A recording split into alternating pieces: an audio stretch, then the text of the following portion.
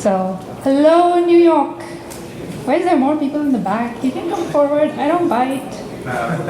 It's okay. Some people see better from the back. So, hi everyone. I'm Anna Redmond. I run my own company. It's called Infinut. It's still fairly new, even though we started 3 years ago. I build educational apps for kids. So far I've built 10 of them, and with 1.4 million downloads. I started building them just for my 2 kids, and they do the testing now, and they get paid a little bit. Every bug they find, but it has to be reproducible now, because they were starting to find bugs that didn't exist, and just trying to get money. So. But it grew. It grew to 1.4 million downloads in over 100 countries around the world. Like Corey said, Android truly is a world phone. People are using these apps all over the world. Nitya's there in the back. The first time I met her, she's like, "Oh my God, you wrote that app. My kid uses it." It's like, yeah. I didn't quite realize I would run into somebody who actually used my apps. This year we started working with this foundation, non-profit foundation. It's called Bertio Foundation, and they're making the apps available to underprivileged schools in South Africa and in Asia. So they've distributed 1,250 tablets this year, reaching more than 6,000 kids. So all our requirements come from the kids who use the apps. They have to be educational, first of all. It's not just gaming, it has to be educational. So the animations we build, they are to support that education, not to distract from it. So they're really simple animations. They need to be fast, they need to be responsive. We build many 2D games. This is not 3D. The previous talk was 3D. We don't build 3D. 3D is very immersive, but it's also not something teachers want to use in the classroom because they kind of lose the kids, right? So this is more about education. And we have to build a lot of these games, a lot of these screens, because kids like the variety. They're like, butterflies. They want to jump from one thing to the other. We build for low to high-end devices. As you can see, it's being used all over the world. And because it's education, so we have very few resources to build it with. So given these constraints, we started off building them using Google Animations API, because it's simple, it's easy to use. Anybody watch the animations talks, any of the other animations talks? There we go, at least a few people. And they talk mostly about transitions. So this game was built with the Animations API. This is a memory game. So there's 2 transitions happening here. One is the flip, and then after the flip, we check if the words match, then there's a disappearing animation. So you're moving it back on the z-axis at the same time rotating it. So that was okay using Animations API. But the next thing we wanted to do was build a bubble plot game. So these are small animations, they were quick transitions. The next one we wanted to do was a bubble pop game, and that transition would run a long time. Bubbles would keep moving, and when the kids pressed the bubble, it would pop. But we couldn't use the Animations API, and the reason for that is that the Android UI toolkit is not thread safe. So what does that actually mean in terms of animations? What does that imply for us? That means all of the drawing on the views that we typically use, list view, text view, button view, all those views we always use, all of that drawing has to be done on the main thread. You cannot do the drawing on a separate thread. So the Android Animations API, it sort of provides a hook into it in some sense, and it launches off the animation, and it gives us another hook at the end of the animation. But if you want to do a bubble pop game and you want to pop it in the middle of it, there is no place where you can sort of say, oh, I got a touch, let me stop this animation in the middle and start something else from there. So you cannot do that kind of animation using Google's Animations API, but they provide other stuff to do it. So faced with this, limitation, we said, forget it. We'll just go straight to the most powerful, highly performant thing we can find, and that was OpenGL. It's very low level. I actually built a version of this game using OpenGL. So this is the bubble pop game. So kids are supposed to pop the bubble that equal the number 5 in this, and you'll see them, finger showing the bubbles popping. So as you can see, this is a long-running animation, and it's interactive.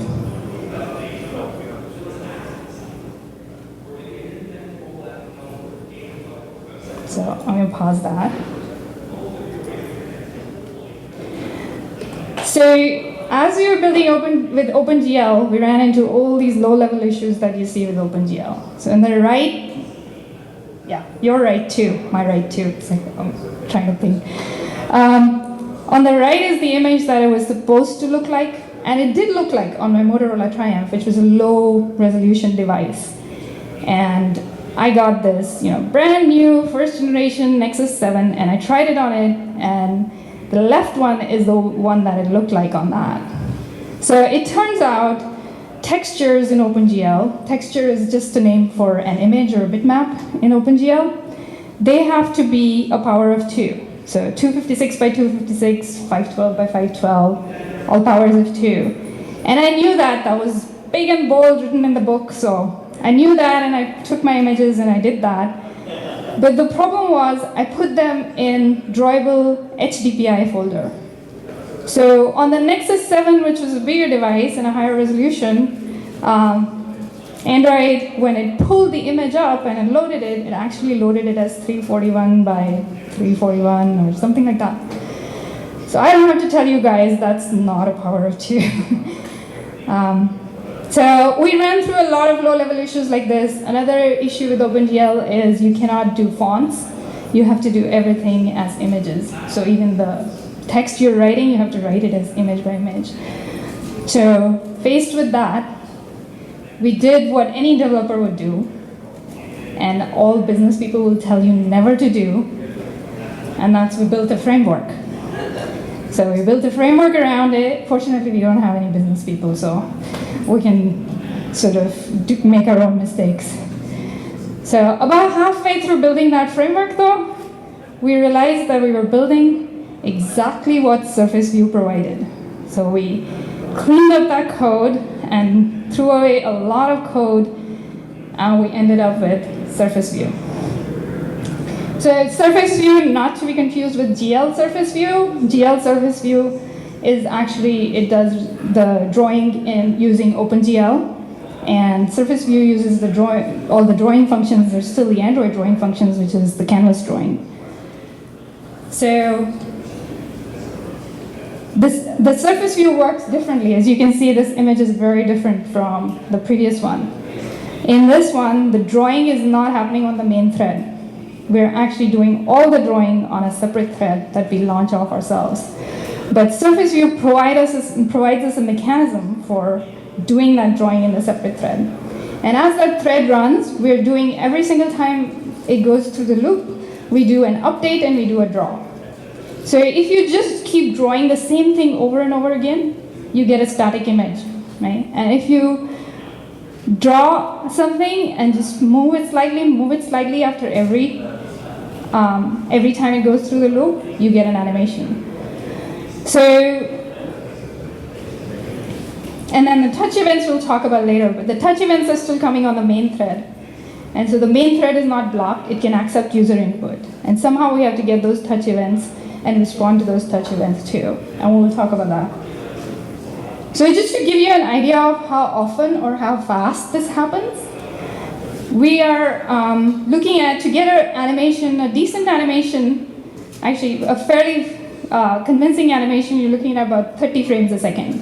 right? So that's 1,000 by 30, so roughly 30 milliseconds. So you want to keep it below that. You're going through an update and a draw loop every couple of milliseconds, tens of milliseconds. All right, so these are the three things we're going to talk about with SurfaceView. How to do that draw and update thing to get or to see the animation. How to handle touch. And then we'll look at some canvas drawing tricks to, we're only talking about 2D animations, but you can do some tricks to sort of make it look a little bit 3D, some of the stuff. So for the first two, we're going to use a rocket burst animation. And for the last one, we'll do a page curl and play page flip. All of the code for these is available on GitHub, so I pulled out the code and I put it on GitHub, and there's a link at the end of the presentation. All right. I think I lost my water.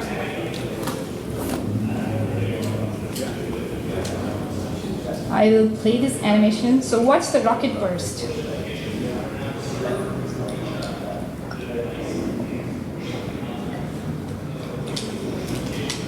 So this is an animation we built in the Phonics game. But first we have to do some boilerplate stuff. So we're going to be defining our own view, that's the rocket render view, and that's going to be derived from SurfaceView. And we're just basically taking the whole screen over, we just have a frame to put the view in the entire screen. This is our activity, we pull that view up, and then in the resume method, we call the view.resume, and that's where most of the work happens, or where the thread starts. So you see here in the resume, you have render thread equal to new thread, and we're starting the thread. And render view extends SurfaceView, and it implements runnable. So when you start that thread, it's going to call the run method in the render view, and that's where we're establishing the loop, that continuous loop. While running, just keep updating and keep presenting the screen. So the screen is just an object that I created just with an encapsulation, just so I can separate the boilerplate from each individual screen. So screens are what we constantly write new ones for new games.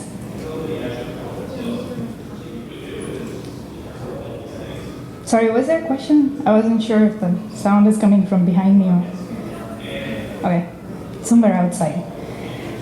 And then when we pause it, we stop that thread. So next time it comes back, resumes, that thread restarts again.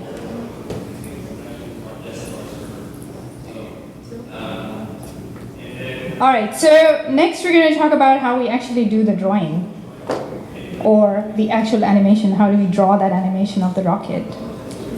An animation is just a series of drawings as a function of time. What that actually means is, if you take a bunch of drawings which are slightly different from each other, and you play them close enough in time, you get an animation. So that's exactly what we're going to do with the rocket burst. So for the rocket burst, that means every time we draw the rocket, we want to shift its position slightly over time. Some fun. Can't do 2D games without a little bit of trigonometry. Just very little, I promise. So if it's a right angle triangle and you have r and theta, the angle, you can figure out what the x and y coordinates are by applying the sine cosine functions. And if you have the x and y, you can figure out what theta is by applying arctan. So we'll use both of these in the rocket animation. And this is where we use it. So when we start off the animation, we give the rocket some speed, and we give it an angle. I think in the sample I used 60 degrees. And then we can figure out the XY speed of that rocket. And then we apply a little bit of gravity, that's the y acceleration in the downward direction, and that simulates gravity. And then when we go update it, we want to figure out what the speed is, what's the speed of the rocket, so we can figure out its position. So speed is acceleration into time, and then position is speed into time. So we just figure out those two variables, and we set that on the bounds variable. And that bounds is what's defining where the rocket is going to be positioned. And then we reverse that on the speed to figure out the angle that the rocket has at this moment. And that gives us the rotation that we apply to the rocket, so it appears like it's on the tangent to the path. If we just fly it straight, it would not look very realistic. Yeah, so we have to curve it. And that makes it really easy to do the present or the draw function. So in drawing, we just have to draw the bitmap. So the draw bitmap function, it takes this matrix. And if that matrix is the identity matrix, just 1 multiplied by 1, it'll draw it on the left top corner of the screen. If you set a translation and a rotation, then it'll do that to the bitmap. So we translate it to the bounds location, and we rotate it using our rotate variable. And so here's the end result of that.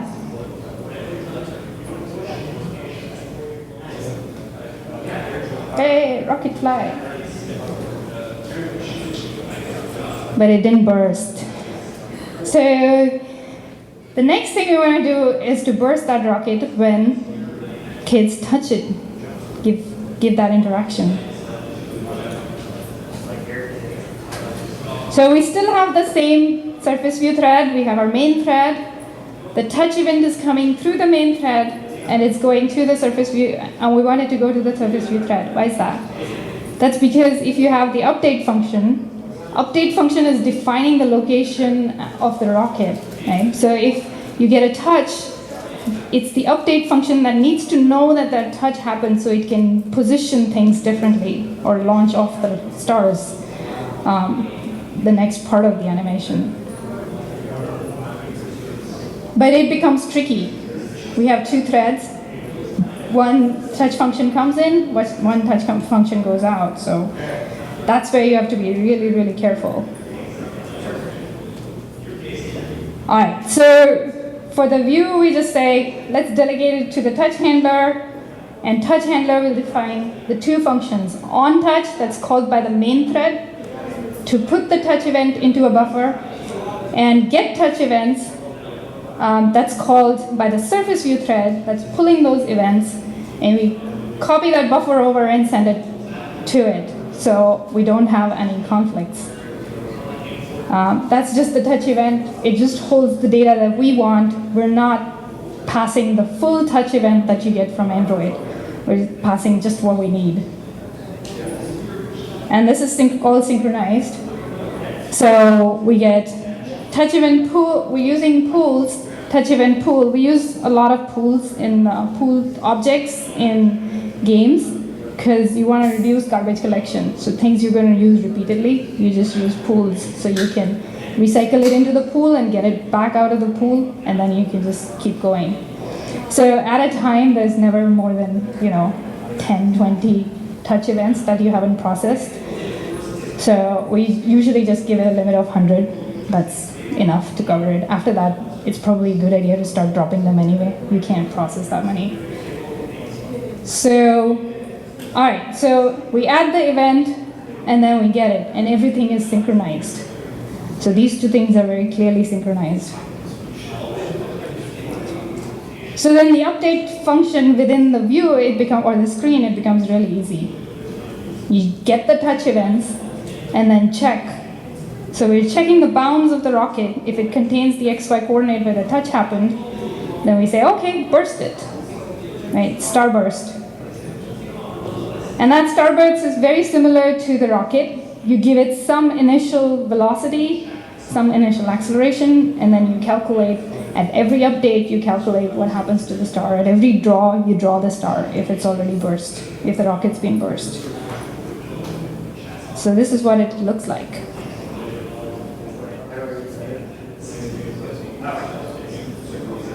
There you go. Yay, burst. Any questions? Any questions so far before I go into drawing tricks? All right, I'll ask after drawing tricks. Did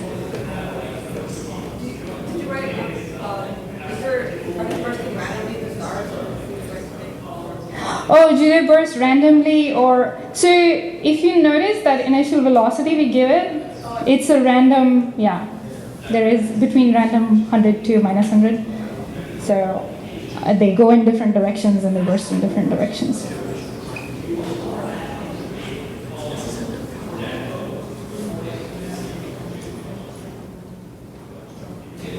All right, so we're going to draw the page curl, fun. So we're going to use some fun drawing tricks to do the page curl.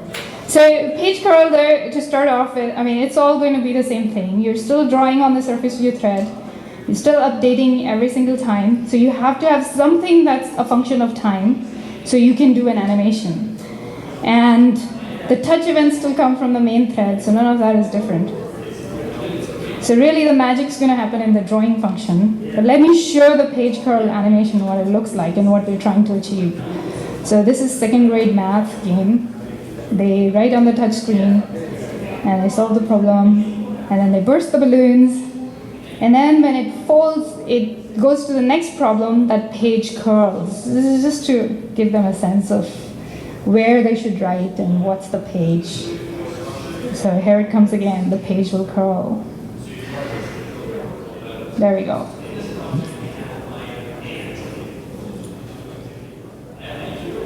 And that's how we're drawing, that's a drawing of the page curl. We're not drawing the full page, we're splitting the page. We draw the bottom part of the page, and then we draw the flap on it. And that makes it look like it's curling. So something has to be a function of time, and we pick the movement, the amount the page has moved, and we'll define that as a function of time. So then we can show it as an animation. And we picked on one side, if the amount is m, on the other side it moves m by 2, just to give it that little angle, a little bit more reality.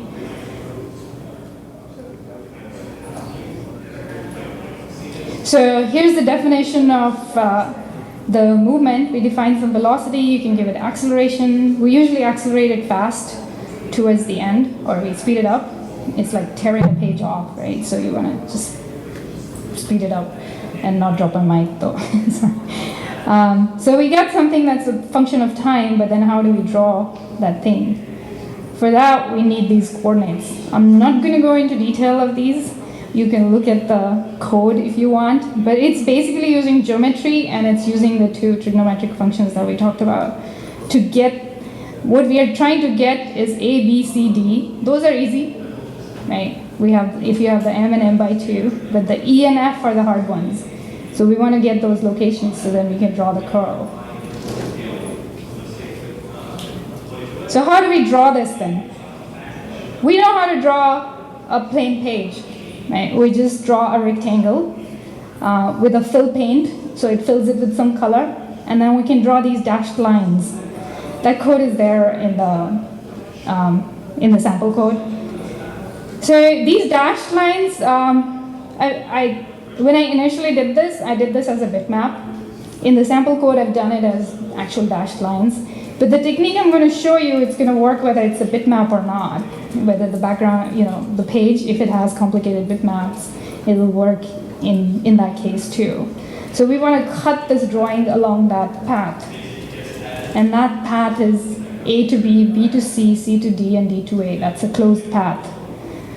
So to cut that drawing, what we do is we actually cut the canvas. So if you have a painting, you can sort of draw or paint in small part of the canvas. You can put a tape around it and only paint in that part. Or you can paint the whole thing and then you can cut the canvas, right? And then you get that part of the image. So we're actually cutting the canvas, which means we're cutting the medium on which we are drawing. And then we just draw like normal. Let the paint drop off on the outside it, sort of. So we just draw the page like we did normally. But the end effect is it only gets drawn on where the canvas was actually there. And then by the magic of, mobile or digital magic, we restore the canvas. Not what we can do in real life, but here we can. So when we present this or draw this object, we get that path that path mask is the path that we get. We go canvas.save to save the original canvas, which is the full canvas. We don't want to lose that. We clip that canvas to the path that we've defined, that A, B, C, D, A path. And then we restore it back to the full canvas. So anything we draw after that, it's going to be drawn on the whole screen.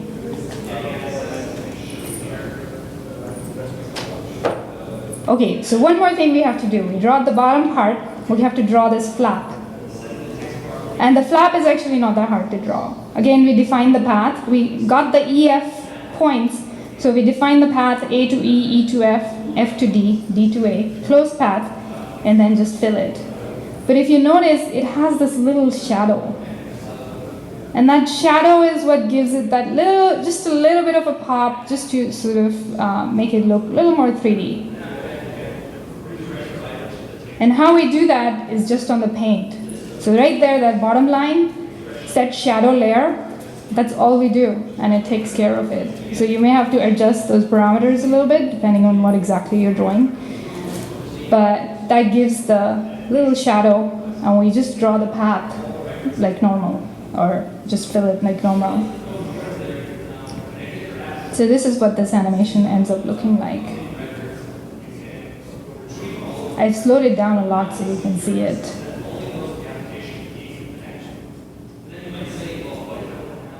And then when you're ready for production, you can always just, speed it up. So I use that a lot when I'm actually coding. I'll slow it down to really slow so I can see what's happening frame by, on a slow frame basis. And the end result of all that work is happy kids. So it's well worth it. I'm going to take questions. I had 2 stopping points for my talk because I didn't know how long it'll take. So I'll take questions on this part, and we can go over the couple of lessons we learned that were not that obvious. I mean, they were painfully learned, so we can go over those in a few minutes. Any questions? Go ahead. So I'll ask a question, which may not be the best one, but how do you make a decision between basically getting, like, say, multiple, so the page roll, right? If I were to actually have, like, 10 images that all have those pages figured under just render frames and sequence versus computing it on a slide, very different. So if I were to get a whole bunch of images, sprites, so to speak, and animate it versus computing it on a fly. So computing it on the fly is way faster and low memory. So low memory usage, way faster. So a lot of these animations we easily hit 60 FPS. So if you're getting a couple of sprites, and we do that frame by frame, we usually don't pull more than 10 frames. So just because, to try to conserve memory, especially for the low-end devices. So 10 frames, it's not really, it usually ends up being blocky. This is very smooth. Yeah? In the page scroll, you had 2 methods with scale. What was scale?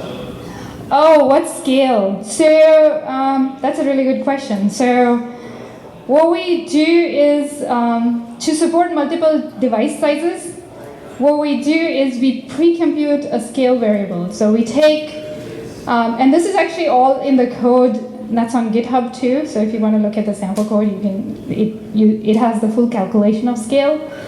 What we do is we do all our designs on a matrix of 320 by 480. So we're designing on a screen size of 320 by 480, and then depending on the screen resolution and the screen size, we real-time just scale it up, right? So that scale factor is going to be 1 if your screen size actually is 320 by 480 pixels. But if it's anything higher or anything lower, it actually supports lower too, because people send me stuff that they've done that they've used it on 240 by 320 phones. So we do support that. One interesting thing about multi-device support that we learned, if you're trying to support both small devices and larger devices, especially for the small ones, so in our 320 by 480 grid, you don't want to have anything that they're going to interact with. You don't want that smaller than 50 by 50. So that really limits how much stuff you can put on the screen, and you have to be very, very sort of careful with your designs. But it also makes it very simple for the kids to use. So, yeah. I know it's probably out of scope of the talk, but did you have like sound effects or audio?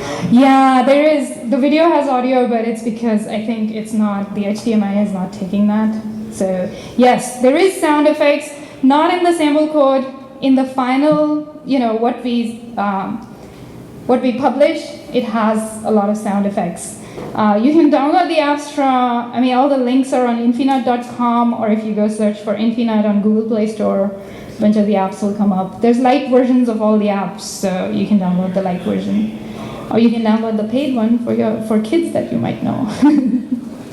So, but yeah. Did that answer? Well, I was wondering if there's any challenges or anything. With sound? Oh God, that's a whole talk. Yeah, sound, we're still figuring it out. It's like, yeah, you have to use sound pool. So for these little bursts of stuff, you use a sound pool. For the longer stuff, you use Media Manager. For the instructions and stuff, we use Media Manager. And we played around with so many different voices and stuff, and the kids like kids' voices, so all this stuff, all the instructions actually, my kids do it, so I have to record them. It takes a lot of time and patience. And we process all that stuff, and then I'm still working on fade in, fade out, and all that stuff. So yeah, sound is a huge, huge thing. And if you look at the animations, actually, weirdly enough, if you play that animation without sound, and if you play it with sound, when you play it with sound, it has like so much more impact, like just that little bit of sound. So you definitely want to include sound in your applications. And our target is kids that are kindergarten age. We start with kindergarten, so they're not reading, so we have to have sound instruction. More questions?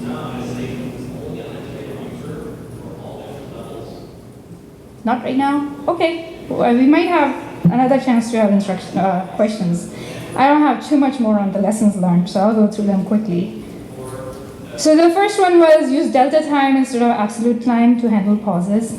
So this might be obvious to a lot of people who have done a lot of game stuff, but I hadn't when I started. So this was a painful lesson to learn because I used, let me explain what absolute time is. So the end result, let me first show what you want it to work like when you have a pause in the animation, right? When you pause this animation, so that pauses the animation. When you come back to the animation, it should start back at the point where it left off, right? Where it paused. So even if it's a long-running pause, you want to start right back where it stopped. And Amazon actually was very, very insistent that that happened because they have this drop down from the top that people can use to change the volume, and it triggers a pause in the application, but the user can still see the application. So if they get back to it and now the animation's somewhere else, it's very disorienting. So they kicked us off their dev select program the first time because we didn't have that, so I had to find a solution for it. So what I was doing initially was I was using absolute time, which is from the start of the animation to the point where I'm doing the computation or where I'm showing that frame, I would calculate the time from that for that time, and then I would figure out this speed and I would figure out the distance for that. But what that does is if you have a pause, the time's still marching on. So when you resume at a completely different frame. You don't resume at that frame. And that became a problem. I had to rewrite quite a bit of code to do it using delta time, which is, time slices, basically, difference of time. So you're taking a slice of time, and then the speed you can compute as a summation of the delta. And you can compute the distance as a summation of the delta. In which case, pause and resume, that time slice just kind of falls off. And that's because that thread is not running during that time. So if you're computing delta time, when that thread restarts up, its start time is now. and then it's computing delta time from that point onward. So we get rid of that time slice very easily. And then in the calculation, this slide is repeated when we did the calculation before. I didn't explain why we did it this way, but we did it this way because of using delta time, so we can take out the pauses. So this is all summations, and the bounds, if you notice, it's using the offset function, not set bounds. It's offsetting whatever the last one was to by the new amount. So. This one took me at least 6 months. I'm not sure. At least 6 months to figure out. Use volatile. Synchronized is not enough. And this is one of those threading issues that just randomly show up. And this was the animation it was showing up in initially. This was one of the games. And the penguins move up and down. Gently. They're supposed to move gently. These are buttons that kids can click on. But they were jumping around randomly for some situations, and then you do a restart and it's gone. It's like, what happened? But I finally got it to reproduce on my HTC phone, which was a multi-core phone. And this is what I found. So like in the touch handler, we're doing on touch and get touch events. Those two methods are being called on different threads. There's the touch object. We synchronized everything, so we know there's not a synchronization issue. So why are we seeing these values go crazy? So that's synchronized. And the reason was that the touch object, the thread was caching the values, the primitive values on the touch object. So I can't be sure, but it looks like it does that more on multi-core processors. Maybe it's using 2 different cores and it's trying to cache the values and try to speed it up. So the values that were being set on one thread, that's not what the other thread was seeing. It was seeing some sort of cache. It was seeing some sort of onboard hardware cache. So when you declare it as volatile though, it forces it, tells it, no, don't use the cache. Go to main memory and look up the value. So this is something you have to be very careful about with it. And this is just stuff that happens randomly, so you may or may not end up seeing it. And the third one, actually, somebody already asked the question, so draw instead of using images, and it conserves memory. So this one, I had the background for the bubble pop screen. And initially, I used to draw this whole background as one single image, and I would put that on there. And especially on high-end devices, it would run out of memory, because higher resolution, it would run out of memory.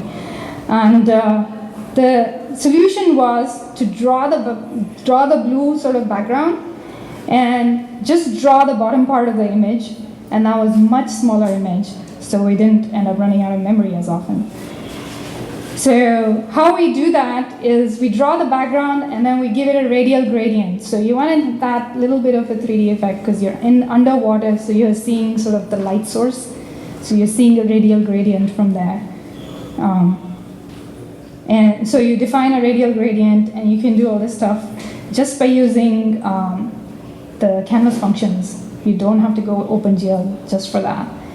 And that's what it ends up looking like. But it's a lot less memory use. That's my last slide. So that's the demo. Demo code, it has samples of all the stuff. Special thanks to Margaret, she helped me prepare the talk and also write the abstract, which I think is what got it accepted, the abstract. So, any questions? Any more questions? We have, I think, 1 more minute. I'm not sure. Or I can definitely take questions outside as well. Let's do that outside then. Yeah. Thank you.